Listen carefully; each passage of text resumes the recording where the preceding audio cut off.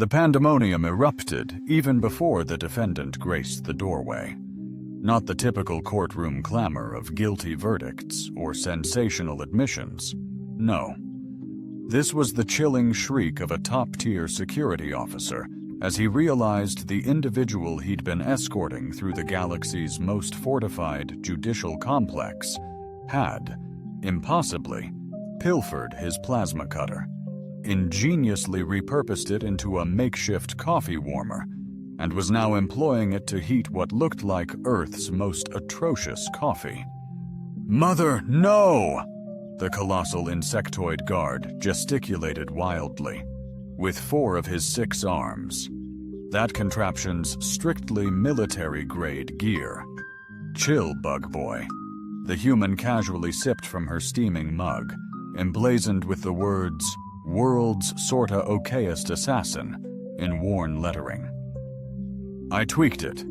Your plasma cutter was about as impactful as a mosquito bite in a tornado. Now it's legitimately lethal." The Galactic War Crimes Tribunal had witnessed countless defendants over the ages. Despots who'd obliterated entire star systems. Buccaneers who'd subjugated entire civilizations. Deranged scientists who attempted to weaponize singularities. But none had ever sauntered into the Hall of Justice sporting sandals, cargo shorts, and a T proclaiming, "I, venturing to Alpha Centauri, yielded only this worn t-shirt and a staggering 17 confirmed kills." Regalian Justice Corps Commander Tomik, the tribunal's lead prosecutor, observed the human saunter towards the defendant's table as if attending a relaxed brunch. His 3 eyes focused intently, a look considered deep concentration amongst his species, although it resembled grappling with an ever-shifting mathematical enigma. "Present your name for official documentation," he articulated in Standard Galactic, his translator rendering his voice akin to pebbles grinding in a mechanical device. "Amels," she enunciated meticulously, as if addressing a profoundly naive child. "Koyalski, Earth origin, presently unattached, but receptive to opportunities." The courtroom exploded in a chorus of alien sounds, chittering, clicking, and what resembled acid gargling. 3 distinct extraterrestrial species voiced their incredulity in their unique ways, creating a cacophony. Judge Quintara, a crystalline entity with a body serving as both skeleton and intellect, rang out like a fractured wind chime. "Order! Order in this tribunal!" Tormalik's translator sputtered as he attempted to restore silence. "Contain his astonished laughter.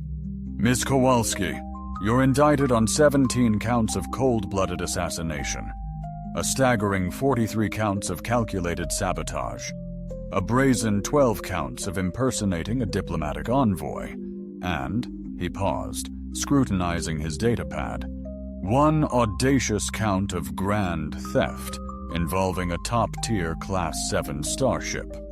How do you respond?" Amy casually shrugged, taking a languid sip of her coffee. "That depends entirely on the scope. Are we limiting this to just this paltry solar system, or are you daring to delve into the escapades of the Outer Rim? Because frankly, if we're aiming for accuracy, your figures are laughably inaccurate." The ensuing silence was so profound, it could unsettle entire galaxies. Colonel Merrick's central optic pulsed. "Pardon me, but with all due respect, your intelligence is utterly flawed." Amy reached into her cargo shorts and produced a standard Earth USB drive, reminiscent of those from magazine subscriptions. 17 confirmed kills. Revise your estimate, and that's merely in the initial directory. The prosecutor's scales shifted to a vibrant violet, typically reserved for courtship rituals or sheer panic. Are you confessing to further transgressions?" I'm refining your calculations. Amy slid the drive forward. Drive your resume across the table. Fact check away. Judge Quintara's crystalline figure shimmered with either curiosity or unease, an alien expression.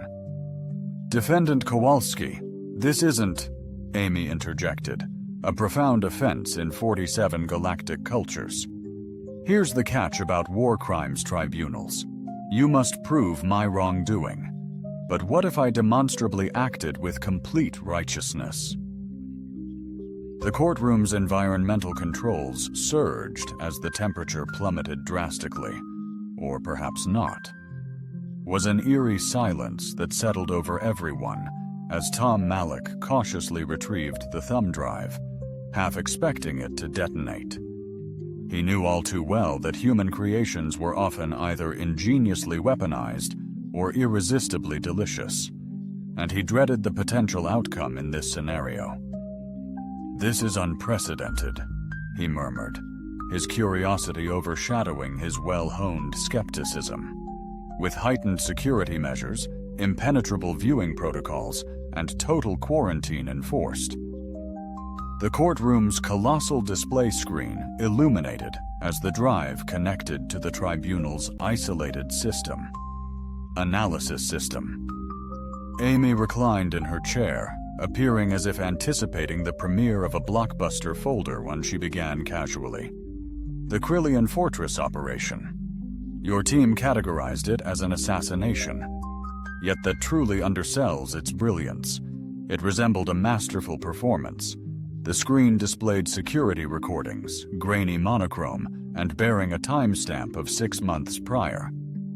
The Krillian Fortress, a military complex deemed impenetrable, boasted 17 distinct tiers of protective protocols and manned by the galaxy's most vigilant sentinels. The footage depicted a human figure sauntering through the perimeter, as if enjoying a leisurely walk in the park. That's inconceivable, murmured defense analyst Moran, a bulbous being whose species had engineered half the security systems currently being effortlessly circumvented on screen. Those are pressure-activated laser grids. The merest tremor should activate them. The figure on screen effortlessly bypassed the laser grid. Nothing triggered. Huh, Amy observed, noticing his baffled expression. Precisely. Those sensors are engineered to register swift motion or sudden pressure variations. But if you navigate with deliberate slowness and synchronize your respiration with the detection grid's rhythm, she mimed a chef's kiss. It's as if they vanish entirely. However, the temporal distortion sensors should have. Man's voice faltered, cracking like an adolescent's. Registered temporal anomalies. Amy nodded knowingly. True, but they're calibrated for significant distortion events. Just hold on a moment. Waited with bated breath for the opportune time. They simply perceive you as ambient on-screen static. The figure infiltrated the stronghold, navigating guard-infested hallways, seemingly unnoticed. Advanced cloaking tech? Tom stammered. Amy scoffed. Invisibility cloak? Please. It's a surplus janitor's uniform, 12 credits. Turns out, mop in hand, exuding purpose. Most presume you're meant to be there. The footage continued, showcasing Agent Amy navigating 3 additional security checkpoints, bypassing a dozen armed guards, and entering what was undeniably a maximum security command center. She advanced towards a figure engrossed in a tactical display. General Kraftnog, the notorious Krillian military mastermind who had been wreaking havoc across 3 star systems. In a swift 4-second sequence, Amy gently touched the general's shoulder. He pivoted. She offered a radiant smile, uttered inaudible words, and presented what appeared to be a compact device. The general scrutinized the object, appeared bewildered, before his face morphed into a palpable sense of existential despair. "What precisely did you present to him?" Judge Quintara inquired, her voice like finely cut crystal, laced with intrigue. "Merely a calculator," Amy responded coolly, displaying the stark casualty figures from his last 3 operations. Apparently, confronting a seasoned military leader with the cold, hard truth regarding civilian fatalities against realized strategic gains can, shall we say, induce a profound awakening. The recording depicted General Krafnock fixated on the device, his arms visibly trembling, and then he reached his command console and launched into a flurry of keystrokes. "He capitulated," Tormalik announced, eyes scanning his datapad. "A complete confession to the Galactic Senate, followed by the disbandment of his entire military operation." "We dismissed it as a mental fracture," someone murmured. "It was," Amy concurred. "Occasionally, the most impactful method of neutralizing a target transcends mere elimination. Sometimes, it's about unveiling their true nature." Silence descended upon the courtroom, broken only by the gentle hum of life support and the sporadic scrape of claws on the metal floor. "File number 2? Amy inquired with unnerving enthusiasm, as if presenting a delightful after-dinner treat. But before anyone could respond, the main display screen glitched violently and died, plunging the courtroom into darkness, save for the ominous red emergency lights. "What in the cosmos is going on?" Judge Quintara's voice, laced with undisguised alarm, sent a ripple of panic through the gallery as beings scrambled for their communicators. A booming, mechanical voice resonated from the speakers, dripping with displeasure. "This is Admiral Vashi of the Hegemony Fleet. We are enacting immediate extraction protocols. Tribunal is adjourned permanently." Amy, surveying the pandemonium, simply shrugged. "Well, that was quick. They located us sooner than anticipated." Tormalik's scales had morphed from vibrant purple to a nauseous chartreuse discovered our location. What's that supposed to imply? Amy finished her coffee and rose, brushing off her shorts. "You see, the advantage of an exceptional resume is that it draws attention, and some individuals..." She paused as footsteps echoed outside. "Some individuals desperately want to keep folder 12, secret from the galaxy." The courtroom doors shattered inward. The swirling smoke and scattered debris parted, revealing a team of heavily armed figures clad in military-grade armor. Tactical masks concealed their faces, yet their poised stance and coordinated movements spoke volumes of seasoned soldiers, instantly triggering a survival instinct in veteran fighters who mentally mapped out escape routes. The squad leader brandished a formidable plasma rifle, an intimidating weapon capable of piercing a starship's hull, and aimed it precisely at Amy. "Amy Kowalski," he announced in heavily accented Standard Galactic. "By decree of the Hegemony Council, you are hereby apprehended for offenses jeopardizing galactic security." Amy stared, stunned. Weapon, soldier, weapon, then laughter. "Rich!" she cried, wiping tears. "Vashi sent you? Vashi, whose flagship I borrowed for weeks, claiming maintenance?" The leader gripped tighter. "Surrender. Safety guaranteed." Amy's laughter boomed. "Honey, not arrest. Silence. Folder 12's secret?" She reached into her shorts, fished out a crimson thumb drive marked contingency, adding, "Insurance, though, only works if its existence is known." The squad leader's weapon whirred, unnerving the court.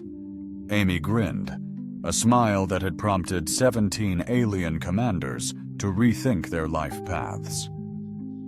Judge Quintara, she stated, eyes fixed. Off the armed soldiers, I solemnly seek political asylum under Galactic Treaty 847, safeguarding witnesses exposing heinous war crimes. The crystalline judge pulsed erratically, her species' frantic distress signal. The tribunal lacks authority. You can't, Amy interjected, unless you want everyone here to discover why the Hajgamani Council relentlessly pursued one jobless human with a caffeine dependency and an exceptionally thorough archive for half a year. The squad leader menacingly elevated his weapon. Final warning. Amy glared at him with that gentle, tolerant gaze one might reserve for simplifying complex ideas to toddlers. Sweetheart, she purred, I've issued final warnings to your kind for nearly a year now, but this is unique. She brandished the red drive. This drive holds all the secrets. Every op, client, cover-up, shady deal I've been asked to bury. It's wired to a dead man's switch, ready to broadcast to every news outlet, intelligence agency, and diplomatic envoy. The silence in the courtroom was absolutely crushing.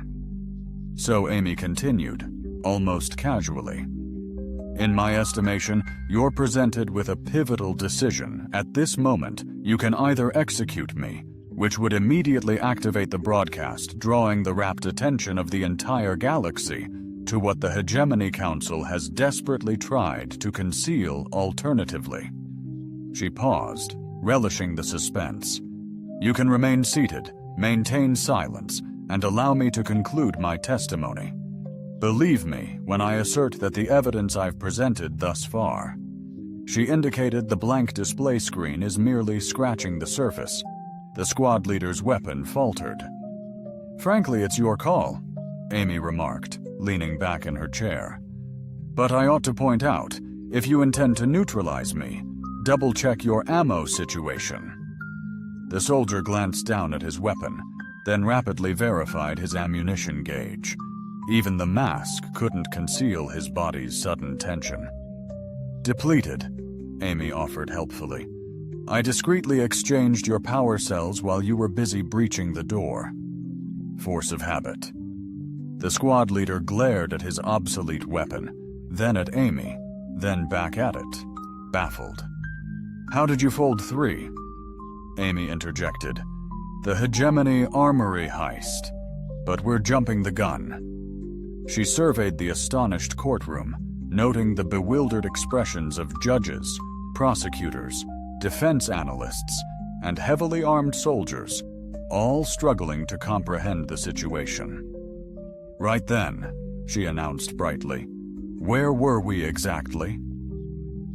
The emergency lights returned to full power as Judge Quintara delivered what her kind deemed a definitive verdict, primarily concerning her. Crystalline form, an incandescent azure.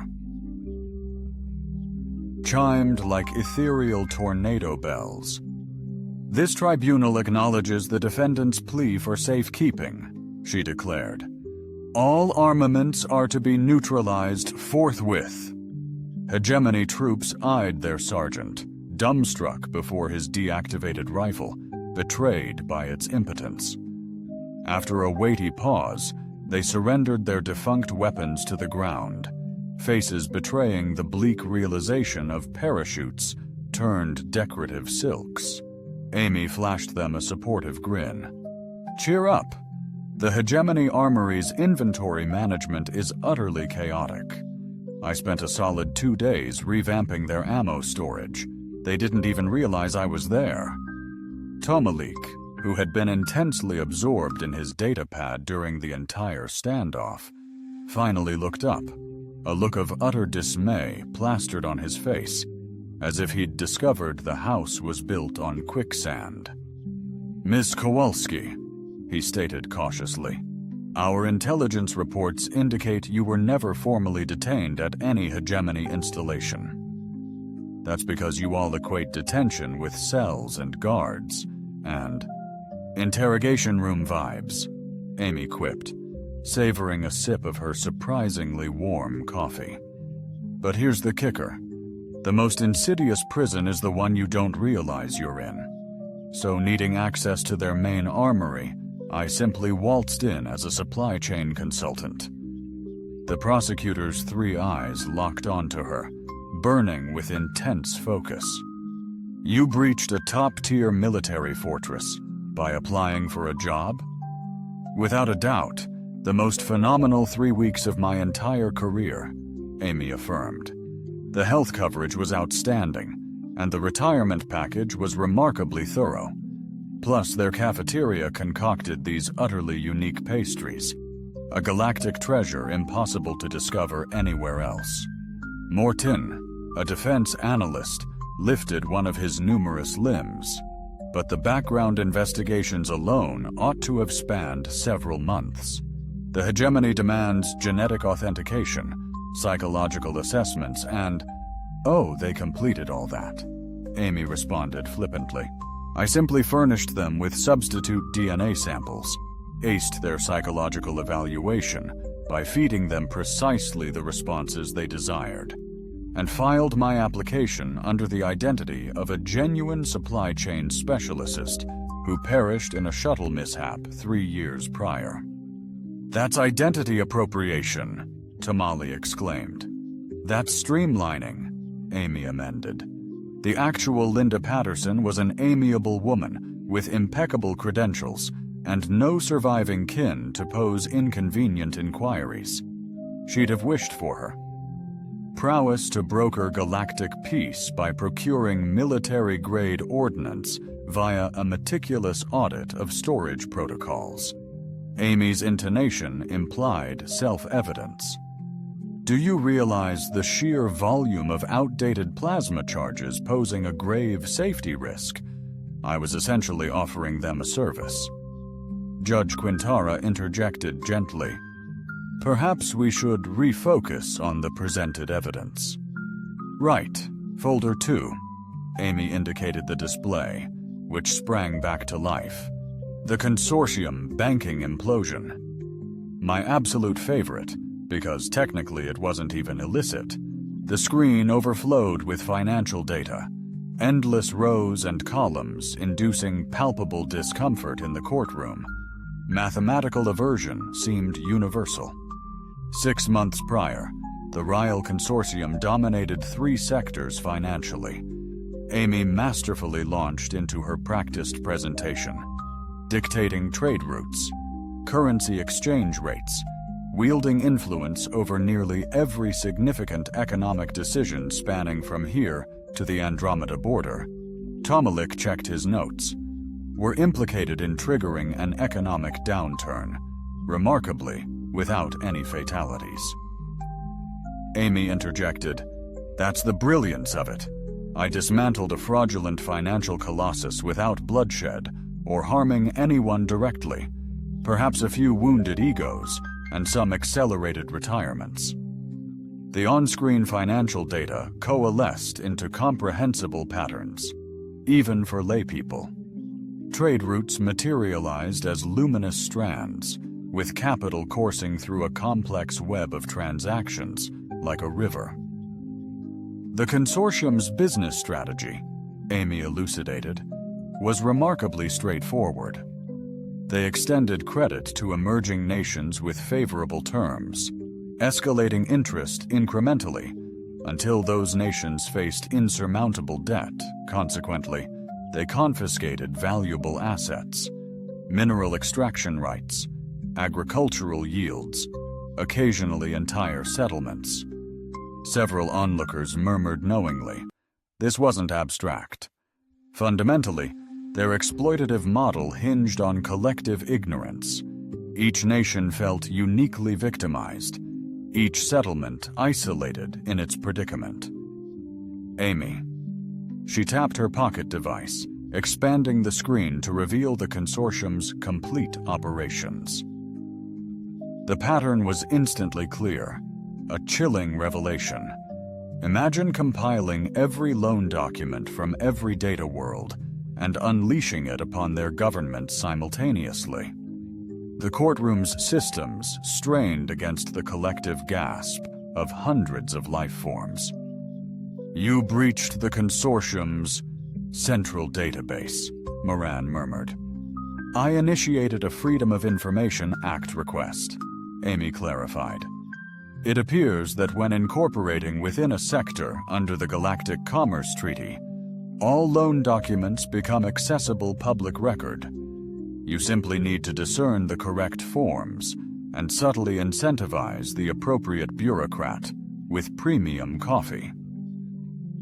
However, the fortifications were built to repel intruders, not to safeguard data. Amy's smile could slice diamonds. "I bypassed their network, strolled into records, presented myself as a compliance assessor, and diligently copied every document for 3 weeks." Tormalik hastily reviewed his notes. "Our intel suggested large-scale data breaches, orchestrated cyber assaults." Amy countered. "Your intel was compiled by people who wrongly conflate impressive with complex. Sometimes the most potent tactic is astonishingly mundane." The screen now illuminated a chronology of events. In the immediate aftermath of Amy's explosive document release, 17 distinct planetary governments lodged official protests. Within a matter of days, the consortium's creditworthiness plummeted, and in mere weeks, their entire enterprise disintegrated as clients stampeded for the exits and regulators descended. Judge Quintar remarked that the consortium had been in operation for over 2 centuries. Amy retorted, "Their financial web sustained billions of lives across numerous worlds, and now those very worlds are becoming self-sufficient. It's remarkable how swiftly individuals discover economic autonomy when they aren't being methodically leveraged." However, the shift entailed considerable privation, markedly less than perpetual debt servitude. Amy's tone sharpened. "Sometimes, systemic demolition precedes effective reconstruction." The ex-squad leader, observing with increasing trepidation, interjected, "You're suggesting interstellar economic combat?" Amy retorted, "I'm advocating transparency and informed consent. If that's warfare, perhaps reassess the peace you were defending." The soldier's facade couldn't mask the slump of his defeated shoulders. Folder 3. Amy proceeded, seemingly concluding the discussion. The hegemony armory engagement. This is where the stakes heighten the display. Illuminated intricate architectural schematics, multiple security tiers, protective protocols, and firepower capable of obliterating a modest celestial body. The hegemony safeguards its paramount military resources within a complex termed the Nexus Arsenal. Amy clarified, "It's far beyond a weapons repository. It's the linchpin of their comprehensive military logistics network. Every projectile, every plasma burst, every vital piece of hegemony military equipment cycles through this pivotal hub." Tribunal members edged forward. The hegemony's legendary military power commanded respect. Any disruption to their supply lines held galactic-level consequences. "The facility is fully automated," Amy stated, "devoid of organic staff except for a skeletal supervisory team in a remote admin complex 3 kilometers away. An unbreachable artificial intelligence, the Quartermaster, maintains complete operational control." The ex-squad leader stated the AI lacks external communication protocol. "Precisely." Amy concurred, "It's impenetrable. That's why I bypassed hacking." She activated another button. The display now showed a job application. "I sought a consultant role within their civilian watchdog committee," she clarified. "The hegemony." Military is legally answerable to civilian regulators, mandated to perform routine performance evaluations of all military ops. Paul Malik was gazing at the application with the grim fascination of witnessing a catastrophe unfold. You persuaded them to recruit you for auditing their most fortified installation. I demonstrated to them the glaring deficiencies in their audit protocols, emphasizing the necessity of a supply chain optimization authority.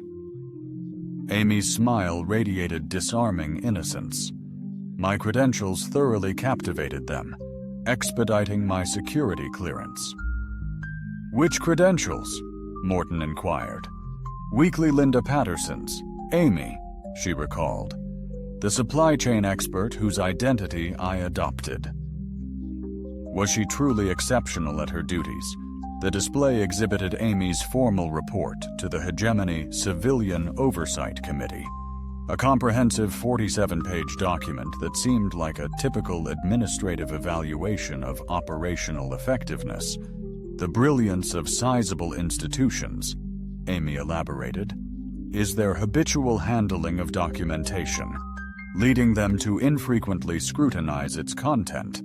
I presented a report advocating slight refinements to their ammunition storage procedures, and they adopted each and every proposal without hesitation. Isn't that something?" "What specific refinements did Judge Quintara inquire?" she probed, her voice laced with hesitant curiosity.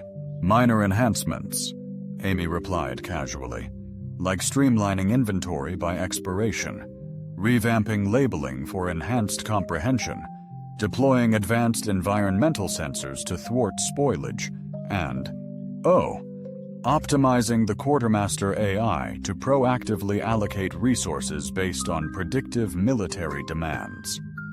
An unnerving hush fell over the courtroom. "You weaponized their logistics," the ex-squad member accused. "I revamped their entire supply chain," the leader murmured.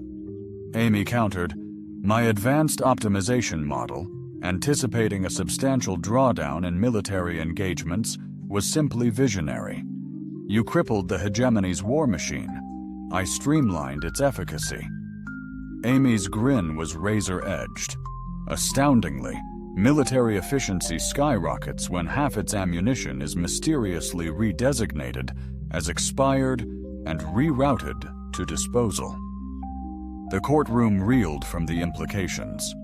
For months, galactic analysts puzzled over the Hegemony's diminished operational cadence.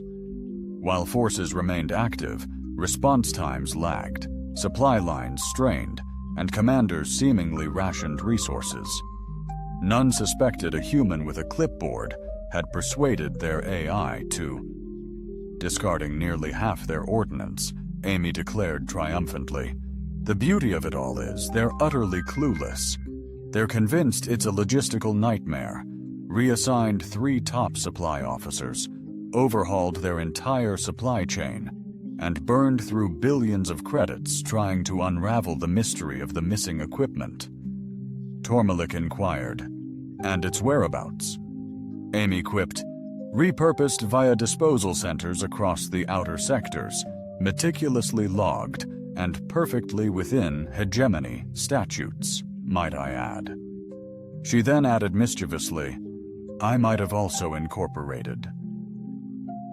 Advice on choosing disposal sites led us to facilities run by worlds ravaged by Hegemony's expansionist tactics. We empowered their foes using their own tech. I launched a sweeping recycling initiative, cutting waste and fostering stellar alliances. Amy stated coolly, adding that evening the odds against the Hegemony was merely a fortunate byproduct. The ex-squad leader sat defeated, head buried in his hands, asking just how many missions fell apart. "Explain compromised," Amy challenged. "If you're suggesting they were compelled to pursue peaceful resolutions due to insufficient ammunition for prolonged warfare, then likely many did."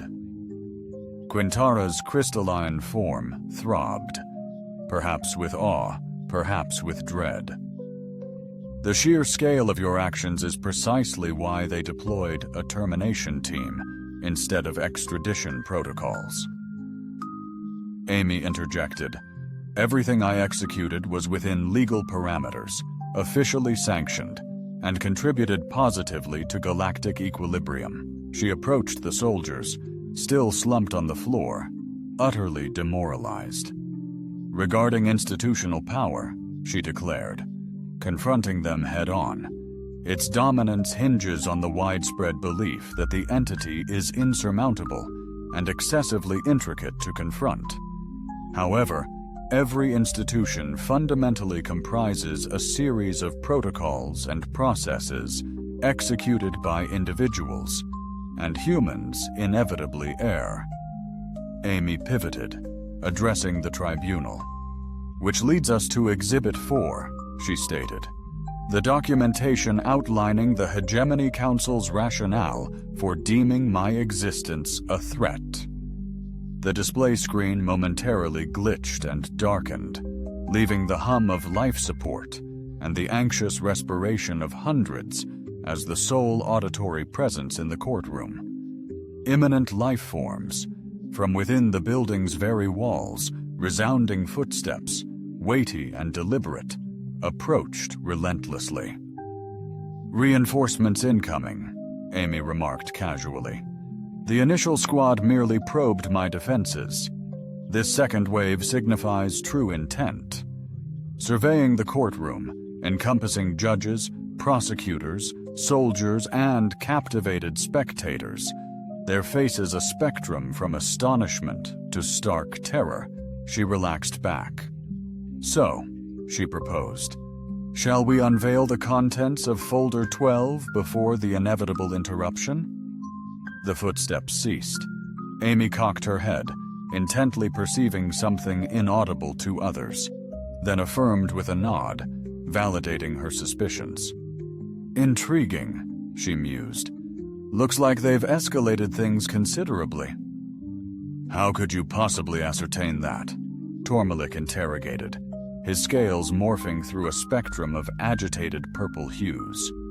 Amy responded distractedly, producing what appeared to be a conventional communicator. The initial squad donned regulation military issue Ishan footwear, synthetic composites with magnetic adhesion soles.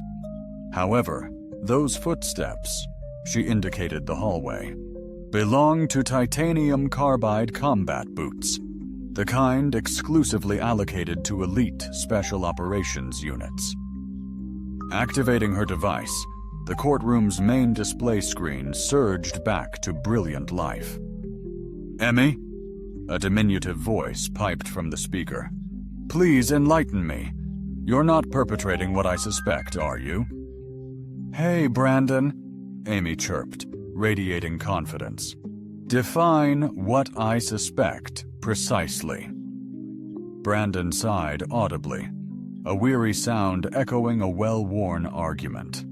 Please, for the love of galaxies, tell me you're not presently nestled in a galactic war crimes tribunal, elucidating to an assembly of alien dignitaries the intricate methods by which you've been methodically destabilizing interstellar governments. Okay, relax. I'm not doing that, Amy retorted playfully. You interrupted. I'm not just elaborating on my methods of destabilizing governments and justifying their downfall. The subsequent silence implied Brandon was re-evaluating his life's trajectory. Pray tell, are you even donning footwear? Amy glanced at her flip-flops. Elucidate footwear. Amy, for crying out loud. 3 distinct Space Marine legions encircle the edifice, armed to the teeth with heavy ordnance, orbital bombardment capabilities, and what seems suspiciously like a diminutive tactical nuclear armament. Tactical nukes? Amy quirked an eyebrow. How novel. Usually they merely menace us with planetary sterilization from orbit. Brandon, this is hardly the moment for levity. Friends, isn't this precisely the moment for levity? Amy drawled, reclining in her chair with surprising composure considering the potential military standoff. If we can't find humor in this utter madness, then what's the purpose? Judge Kanara's shimmering form pulsed with unease. Miss Kowalski, perhaps you would illuminate us as to whom you're addressing. Ah, yes. Everyone meet Brandon Torres, previously with Earth's diplomatic service, and currently my invaluable, though unofficial, galactic relations advisor, Amy announced.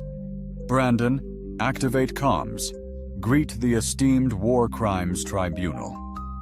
This is deeply unorthodox, Tormalik exclaimed.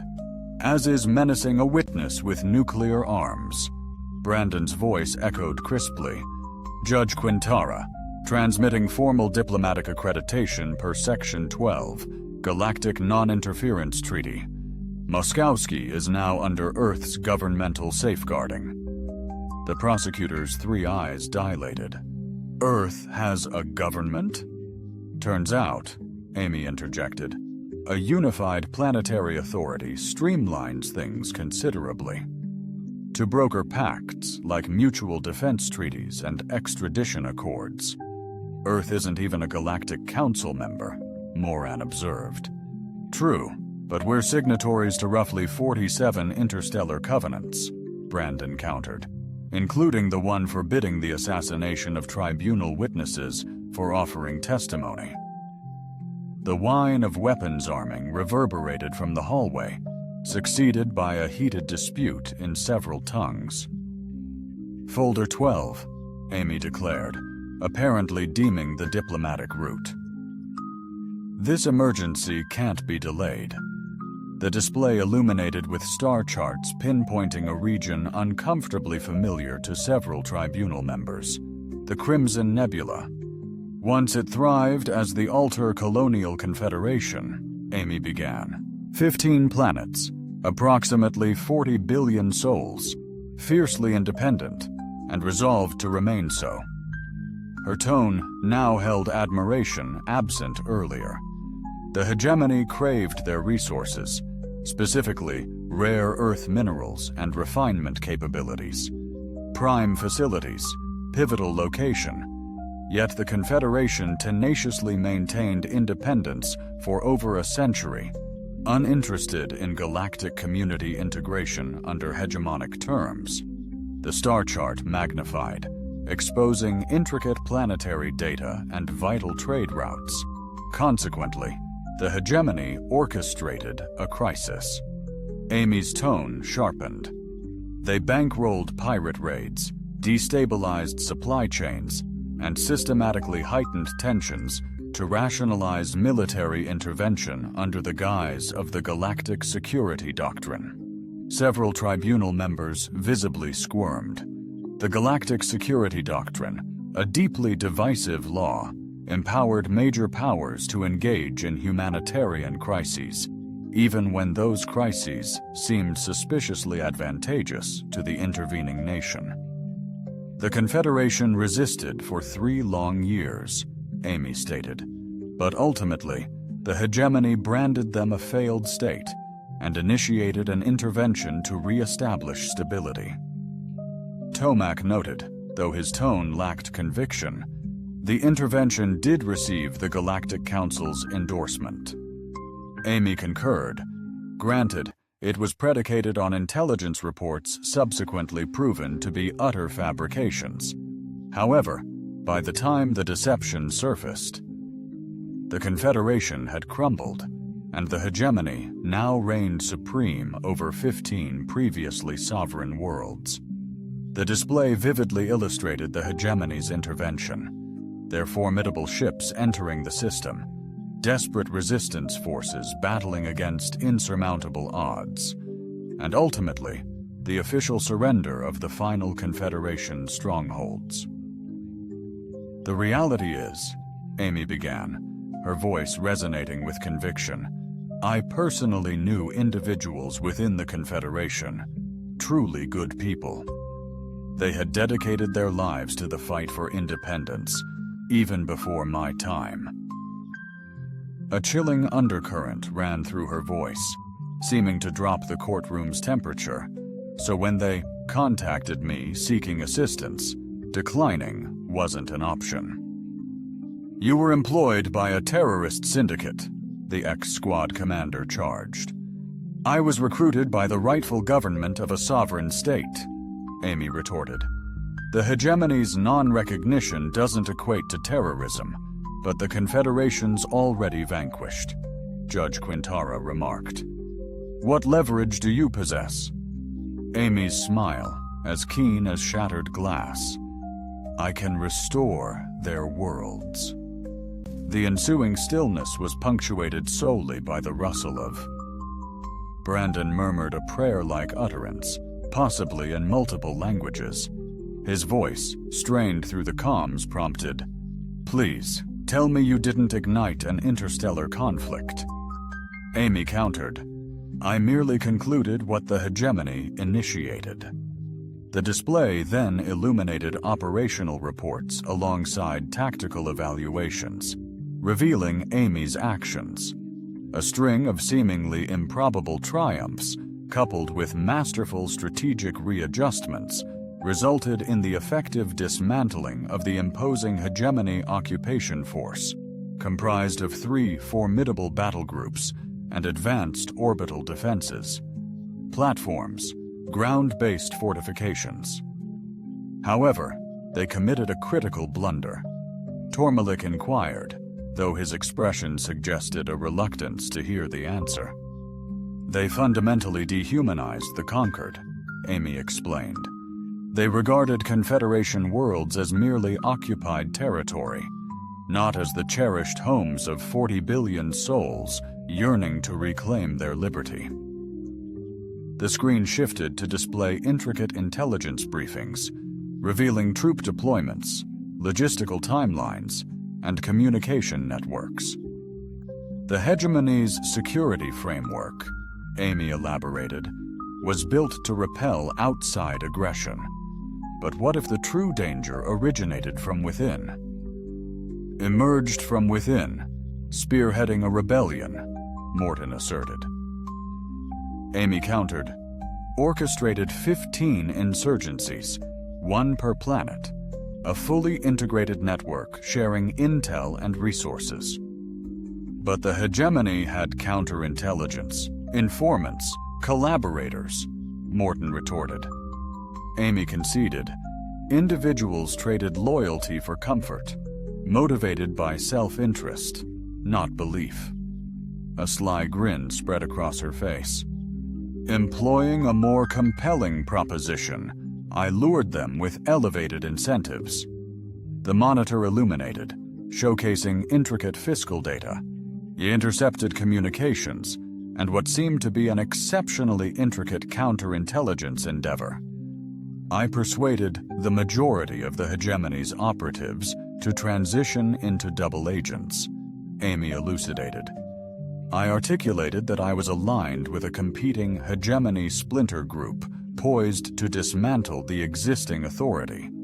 I guaranteed them enhanced roles within the nascent administration, superior compensation, and amplified perks." "You deceived them," the erstwhile squad commander asserted.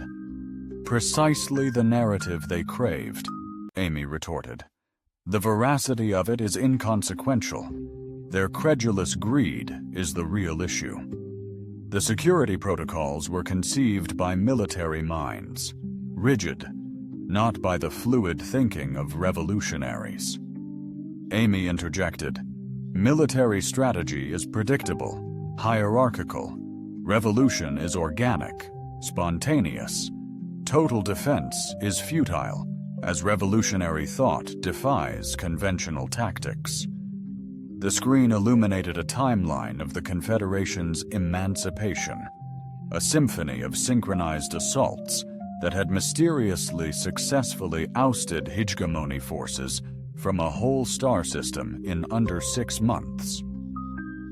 The brilliance, Amy noted, lay in the small scale of each operation. A comms relay disrupted, a supply depot neutralized, key personnel reassigned. Interstellar guerrilla tactics, Judge Quintara remarked. Asymmetric problem-solving, Amy clarified. Hegemony held immense military might, but also significant vulnerabilities. Crippling organizational fragility. Each asset was tethered to liabilities. Colossal entities lumbered, rigid hierarchies strangled communication. Sophisticated tech demanded constant upkeep, and occupying armies perpetually relied on tenuous supply chains. Amy tapped another button, revealing a logistical quagmire. Vital shipments misdirected. Urgent reinforcements vanishing into bureaucratic abyss. And essential personnel were enigmatically redeployed to far-flung galactic posts. I didn't conquer their military, Amy elucidated. I catalyzed their own bureaucracy to self-destruct. The courtroom fell into stunned silence, save for the faint hum of life support and echoes of a dispute raging down the hall. The Confederation is sovereign once more, Tormalik declared at last.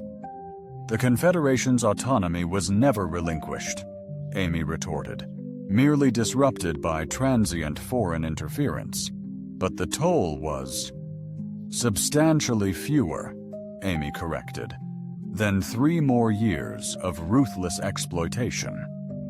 She paused. And before you inquire, yes, the casualty reports are in. Liberation resulted in 47 HFY Gemini personnel fatalities, largely from accidental equipment malfunctions. 0 civilian casualties. 0 Confederation military losses. Impossible, a voice exclaimed. That's the outcome, Amy stated, when you prioritize minimizing harm over maximizing devastation. She added, revolutionary, isn't it? Brandon's voice then cut in, strained. Amy, sorry to interrupt, but the tactical situation. Things are escalating, Bill, Amy stated. The hegemony commander insists on instantaneous access to the tribunal chambers, and he's also adamant that you be handed over for transgressions against galactic security. I advised him to submit the necessary paperwork through formal channels. Amy chuckled. I imagine he appreciated that. He's now threatening to obliterate the entire structure. An idle threat, Amy scoffed. He cannot demolish the building while the tribunal is in session. Obstructing galactic judicial proceedings is a severe breach of protocol. Approximately a dozen distinct treaties are potentially affected, unless he invokes a state of emergency, as Judge Quintara emphasized. A move he can't justify absent concrete evidence of an imminent threat to galactic security. Amy countered, stating that the sole evidence at his disposal is my account, which, strictly speaking, poses no direct threat to anyone except those complicit in crimes against galactic security. She hesitated momentarily, then continued, acknowledging that this leads us to Dossier 12. The display screen went dark as Amy slowly revealed, Dossier 12 is the actual reason they are determined to eliminate me. All other considerations aside. Assassinations, economic warfare, liberation campaigns, merely business. Folder 12, deeply personal, detailing the Hegemony Council's decade-long illegal operations, war crimes, and cover-ups, including the true motive behind desiring the Crimson Nebula. A smile, chilling as a supernova, accompanied this revelation as the courtroom doors burst open once more, and twisted metal revealed a figure that dwarfed the prior soldiers, rendering them akin to mall security. Admiral Drehorn of the Hegemony Council, clad in light-devouring armor, commanded the courtroom with an authority born from overseeing the deaths of billions. Flanking him, an elite squad boasted equipment seemingly conceived by someone who deemed subtlety a weakness. This tribunal is now dissolved, the Admiral proclaimed, his voice a grating metallic rasp. By emergency decree. By order of the Galactic Security Council, all proceedings are hereby suspended, pending a thorough investigation into credible terrorist activities. Amy, unfazed, sipped her coffee. Dray on, darling, still clinging to that fabricated title, I see. The Admiral's helmet swiveled towards her with cold, robotic precision. Kowalski, actually. Miss Kowalski, if you please, Amy responded sweetly. Or ma'am, if you're feeling nostalgic. We haven't been formally acquainted after all. Judge Quintara's crystal body throbbed with palpable alarm. Admiral, this tribunal is governed by established galactic treaty law. You cannot arbitrarily. We'll exhaust every avenue to safeguard galactic security. Draken interjected, asserting this human poses an imminent and substantial threat to the stability of civilized space. Civilized space, Amy echoed, savoring the term as if it were a vintage wine. Remarkably audacious rhetoric originating from the very individual who authorized the annihilation of civilian evacuation vessels during the Outer Rim offensive. The courtroom's chill intensified palpably, the Admiral asserted. Your accusation lacks substantiation. Yet a tremor in his tone betrayed the hope that evidence was not as scarce as he desired. Amy brandished the crimson thumb drive, declaring, Actually, I possess it. It's located in Folder 12, Subsection C, Military Communications Logs. Shall I play the recording where you explicitly commanded your vessels to target refugee ships? Admiral Dryhun faltered, a first since entering the chamber. I anticipated that would capture your interest, Amy remarked. The advantage of mastering infiltration lies. Secure installations often grant unforeseen access beyond simple supply rooms and munitions caches. She rose, addressing the court with professorial authority. 3 years prior, I was contracted to liberate a hegemony diplomat's daughter from a POW camp, she stated. It began as a typical extraction, but upon arrival, a fascinating discovery emerged.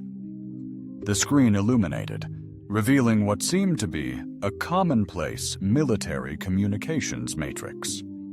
The camp's communication network was directly tethered to Hegemony Command, Amy proceeded, elaborating the situation in depth. Given the Hegemony's extreme security paranoia, they meticulously document everything, every directive, every report, every informal chat between officers. Admiral Drehorn's hand instinctively reached for his weapon. That information is highly classified. Was classified, Amy promptly retorted, because during the extraction of the diplomat's daughter, I inadvertently acquired approximately 17 terabytes of military communications intel. You perpetrated an act of espionage against a sovereign military power. I executed an act of public benefit, Amy fired back. Do you genuinely wish to know what I unearthed within those files, Admiral? Shall I enlighten you? This momentous tribunal regarding Operation Scorched Earth met with an unsettling silence. Brandon's voice, strained, cut through the comms. Amy, please, reassure me you're not initiating a galactic conflict. Amy retorted, I'm not initiating. I'm concluding something long overdue. She activated a button, flooding the screen with stark military reports, casualty figures, and strategic blueprints for a project ominously labeled Hegemony Expansion Protocol 7. Amy declared, Operation Scorched Earth represents the Hegemony's ultimate failsafe for managing recalcitrant worlds. that staunchly resisted surrender during military occupation. The on-screen documents visibly shocked tribunal members.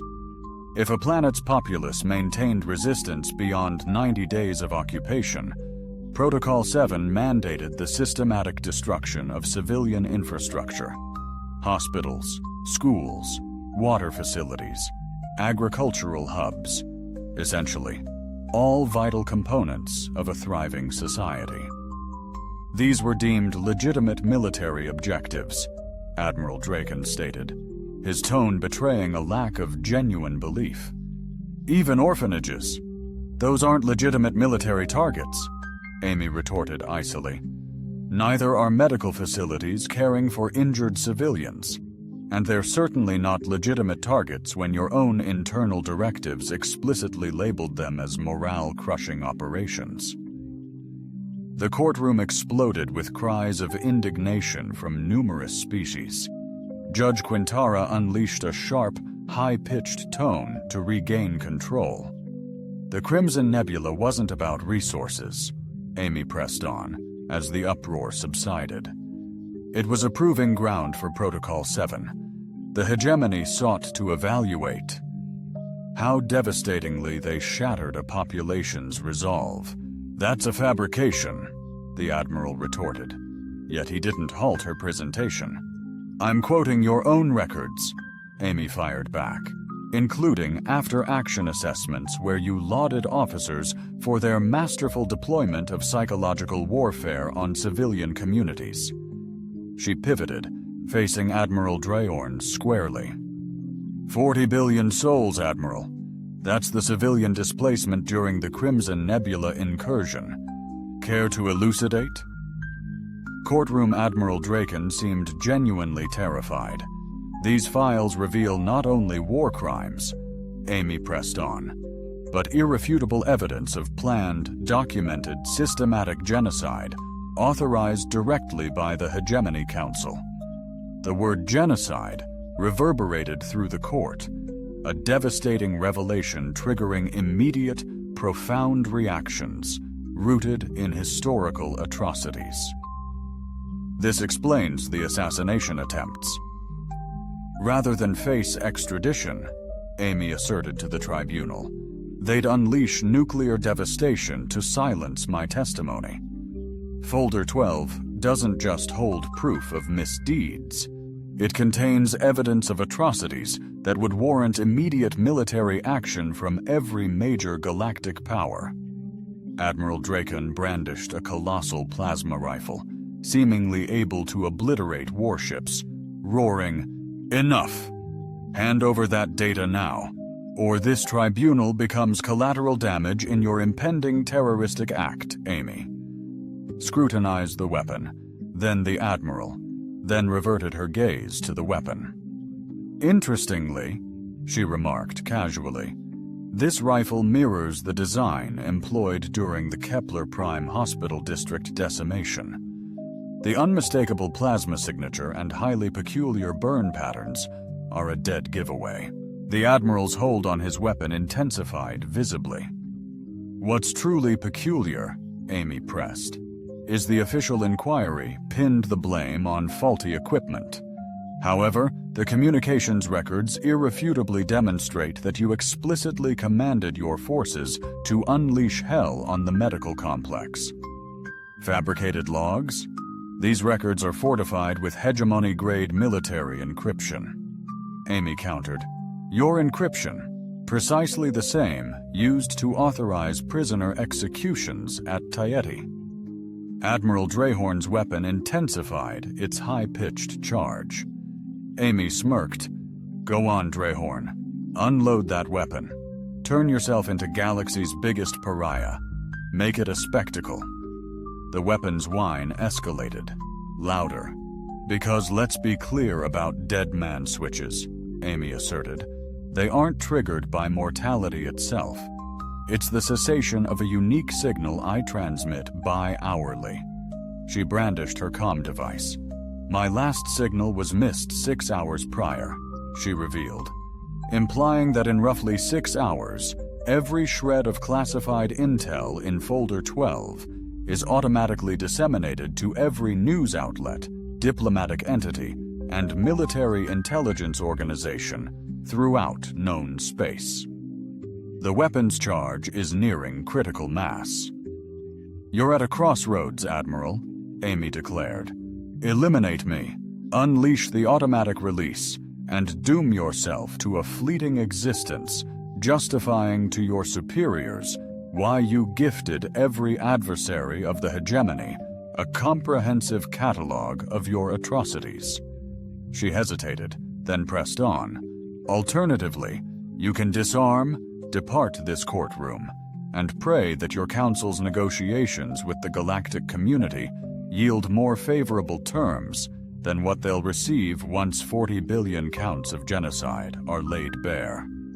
Admiral Dracon remained motionless, his weapon fixed on Amy, the hum of its charging mechanism piercing the silence. In the tense courtroom, after what seemed an age, he deliberately lowered the rifle, proclaiming, "This is far from finished." Amy responded softly, "It is." The Admiral and his team quietly exited, leaving the scent of ozone and bewildered silence as beings absorbed the incredible scene. Amy leaned back, sipping her coffee, and addressed the dazed tribunal. "Well, I believe that concludes my statement." Judge Quintara's frail form flickered. "Kowalski, the far-reaching implications of your revelations will have diplomatic circles buzzing for the better part of a decade." Amy concurred, dismissing it. "That's no longer my concern." Rising to her feet and smoothing her tea, she announced to the courtroom, "My consulting fees are detailed online, quite competitive considering the utterly intractable situations I tackle. References gladly furnished upon request." Brandon's voice, tinny through the comm, interrupted. "Amy, approximately 15 governments are clamoring for an immediate audience. Inform them to schedule appointments. I'm embarking on a well-deserved vacation." She advanced towards the courtroom exit, briefly pausing to acknowledge Tormalik. "Just so you know, your initial assessment was accurate. 17 confirmed kills." The prosecutor appeared perplexed. "But the data I presented demonstrates that I've effectively terminated 17 distinct military careers." Amy interjected, "I never claimed I killed anyone." She flashed a smile. "I'm in conflict resolution now, a far lighter load on the conscience." With that, Amy Kowalski, formerly a freelance assassin and sometime rebel, exited the Galactic War Crimes Tribunal, leaving behind a courtroom of beings newly fascinated by Earth's potential. In the corridor, Brandon Torres waited with a shuttle and an enormous coffee. "So," he inquired as they strolled off, "what's our next play?" Amy paused, pondering the question. "I'm leaning towards, let's launch a consulting firm," she declared. "Kowalski and Torres. Solutions for the galaxy's most intractable challenges." "Brilliant," Brandon exclaimed. "Truly unforgettable." Unbeknownst to them, a whirlwind of diplomatic frenzy swept through the tribunal's corridors. Representatives from countless worlds scrambled to comprehend how a single Earthling, fueled by caffeine and armed with meticulous organization, had single-handedly redefined galactic dynamics. But as Amy would cheerfully put it, that was now someone else's headache. Her well-deserved vacation had officially commenced.